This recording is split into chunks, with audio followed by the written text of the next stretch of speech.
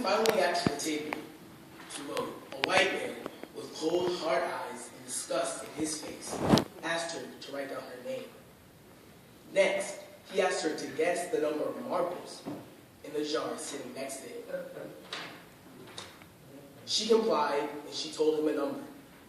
The man just began to laugh cynically and blew smoke in the face of the woman and said, "Next." This true atrocity shows the oppression and harassment that blacks went through for over 90 years just to obtain a simple but powerful liberty. The 15th Amendment gave all black males the right to vote in 1870. The Voting Rights Act of 1965 prohibited many forms of disenfranchisement that were dealt out to disencourage African Americans from voting, such as absurd literacy tests, property tests, and poll tax. Also, both of these historic events happened during a major time of change for blacks. The 15th Amendment came just a few years removed from slavery. The Voting Rights Act of 1965 came during the Civil Rights Movement, which was the most prolific times for African Americans in the United States history. On the contrary, the Voting Rights Act did more for blacks than the 15th Amendment. This is evident with only 3% of blacks being registered to vote in the 1940s, and upwards of 60% after the Voting Rights Act was passed. And on top of this, women didn't get considered to vote for 50 years after the Voting Rights Act was ratified.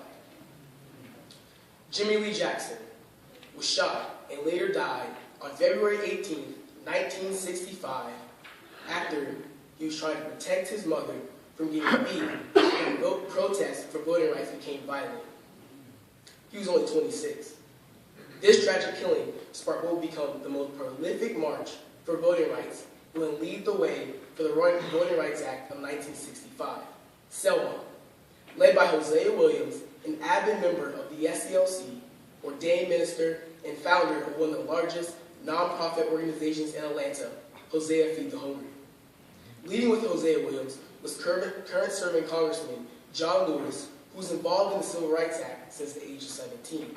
In addition, he was a freedom rider and became chairman of the Student Nonviolence Coordination Committee, or SNCC, in 1963. On March 7, 1965, 600 marchers began to march from Selma, Alabama, to the Capitol in Montgomery to protest against disenfranchisement of blacks. The 600 marchers only traveled 6 blocks to the Edmund Pettus Bridge, where Alabama state troopers began to beat and disperse tear gas into the droves of protesters. That day would be known as Bloody Sunday. It was the final push needed to get national attention on voting rights. The bravery of those people who marched that day and countless others goes unrivaled. They all risked their lives for the opportunity for all citizens, regardless of race, ethnicity, or religion, to vote.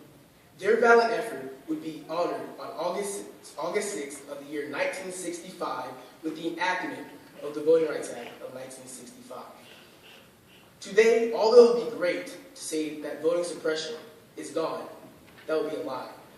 Voter ID laws, which have decreased voting turnout for minorities, penalize the citizens that don't have state IDs or their current IDs aren't up to date.